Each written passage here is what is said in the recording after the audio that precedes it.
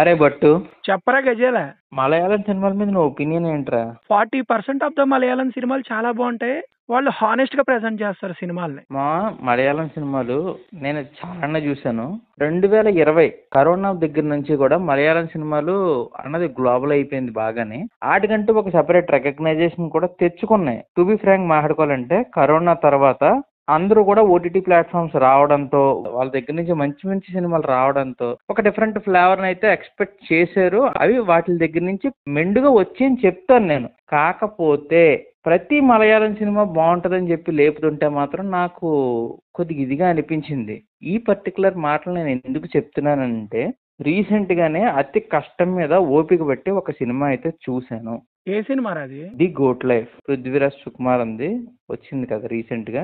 అవునవును. ఈ సినిమా గురించి ఇలా చెప్పడానికి నాకు ఎందుకో అంత మనస్కరించకపోయినా నిజం నిష్ఠురంగా ఉంటది అని అనడానికి ఇది ఒక ఉదాహరణ. ఏంటనంటే ఈ సినిమా అంత లేపినంత లేదురా. ఎందుకు అని అంటే ఇది ఒక డాక్యుమెంటరీలో తీస్తే అయిపోయేదాన్ని 2 గంటల 53 నిమిషాలు తీశారు సినిమాని. అఫ్ కోర్స్ ఆ సినిమాలో పెయినే చూపించారు, రియల్ లైఫ్ లో జరుగుతున్న ఇన్సిడెంట్స్ ని చూపించారు. కాకపోతే ఆ ఫీల్ అన్నది క్యారీ అవ్వలేదు ఎక్కడ కూడా. ఓకే, అంటే లాగ్ ఉందంటావా? లాగ్ అంటే ఇప్పుడు ఒక సినిమాని 2 గంటల 53 నిమిషాలు చూపించినప్పుడు నువ్వు ఎంత ఇంట్రెస్టింగ్ గా తీసుకెళ్ళాలి ముందుకి. సినిమా అంతా కూడా ఇది స్పాయిలర్ ఏం కాదు, ఎందుకంటే నీకు ట్రైలర్ లోనే చూపించాడు. ఒక ఇండివిజువల్ అరబ్ కంట్రీస్కి వెళ్తే అక్కడ కొంతమంది, అంటే అందరూ ఇలా చేస్తారని కాదు, అలాంటి ఇష్యూస్ ఫేస్ చేస్తున్న వాళ్ళని తీసుకుని బేస్డ్ ఆన్ ట్రూ ఇన్సిడెంట్స్ అని చెప్పి సినిమాని ప్రజెంట్ చేశారు, మన ముందుకు తీసుకుని వచ్చారు. ఆ హానెస్ట్ అటెంప్ట్కి నేనైతే అప్రిషియేషన్ ఇస్తున్నాను. ఎందుకంటే ఇలాంటి జనాల్లోకి తీసుకెళ్ళాలి, బయటికి వెళ్ళి బతుకుతున్నారు అని అంటే ఎలా బతుకుతున్నారు అని వాళ్ళకి తెలియాలి. ఆ తెలియడం కోసం ఈ సినిమాని తీసుకుని వచ్చారు. నేను దాన్ని ఒప్పుకుంటా, దాన్ని యాక్సెప్ట్ చేస్తా. పృథ్వీరాజ్ కూడా పెర్ఫార్మెన్స్ స్టెల్లర్ పెర్ఫార్మెన్స్, అసలు ఎరగొట్టి వదిలేశాడు. కాకపోతే నా కంప్లైంట్ అల్లా కూడా సినిమా ప్రజెంట్ చేసిన విధానం మాత్రమే.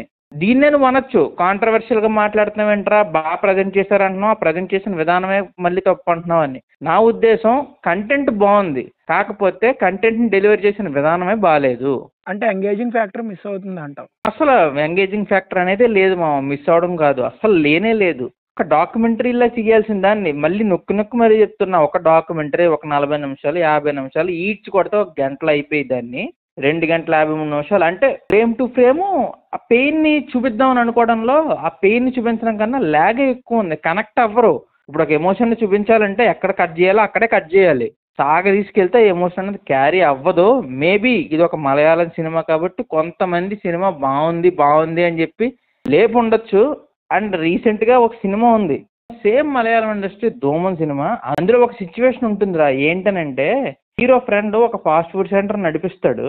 ఆ ఫాస్ట్ ఫుడ్ సెంటర్ నడిపించినప్పుడు అక్కడికి జనాలు ఎక్కువ మంది రారు, ఓన్లీ హీరోయిన్ వాళ్ళ ఫ్రెండ్స్ గ్యాంగ్ రెగ్యులర్ కస్టమర్స్. దానికి ఆ ఫాస్ట్ ఫుడ్ సెంటర్ ఏదైతే ఉందో అది మంచి ప్రాఫిట్స్ లోకి వెళ్ళిపోద్ది, జనాల్లోకి బాగా వెళ్ళిపోతుంది. ఒకతను వచ్చి అడుగుతాడు, ఏంటి అసలు లేనిది ఇప్పుడు ఎందుకు ఇలా వచ్చింది, సేమ్ లేనిది ఒకేసారి ఇంతలా ఎలా డెవలప్ అయింది అని. దానికి ఫాజులు చెప్పే సమాధానం ఏంటో తెలుసారా? ఏంటి మావా? అందరూ బాగుందన్న దాన్ని ఒక్కడు బాగోలేదు అని అంటే హ్యూమిలియేట్ అవుతాడేమో అని చెప్పి వాడు కూడా బాగుందనే అంటాడు అని. ఇప్పుడు ఆ పాయింట్ నేను ఇక్కడ ఎందుకు చెప్పానని నీకు అర్థమైందా? అర్థమైంది మావా. సేమ్ అదే జరుగుతుంది. ప్రతి మలయాళం సినిమా బాగుంటుందని అయితే కాదు, అలాగని మలయాళం సినిమాలు బాగోని అయితే చెప్పట్లేదు. ఏ ఇండస్ట్రీ గురించి పర్టికులర్గా మాట్లాడట్లేదు. కాకపోతే ఈ ఒక్క పాయింట్ ఎందుకంటానంటే తీసిన ఏ సినిమా అయినా సరే ఓ రేంజ్ అని చెప్పి ఎలివేషన్ ఇస్తున్నారు.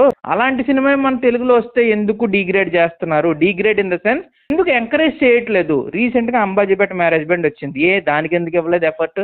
వాళ్ళు పెట్టిన ఎఫర్ట్కి ఎందుకు అప్రిషియేషన్ రాలేదు?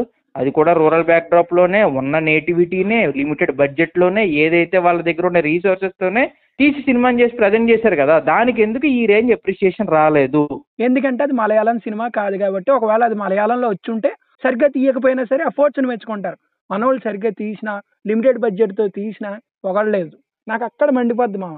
అదే నేను చెప్తున్న పాయింట్ కూడా అదే. సినిమా ఎఫర్ట్ వాళ్ళు ఎంత పెట్టారు అన్నది మనం చూస్తాం. ఎండ్ ఆఫ్ ది డే మనకు కావాల్సింది ఏంటి? మనం ఏదైతే ఎక్స్పెక్ట్ చేసి చూస్తున్నామో సినిమాని మనం చూసేది దేనికి?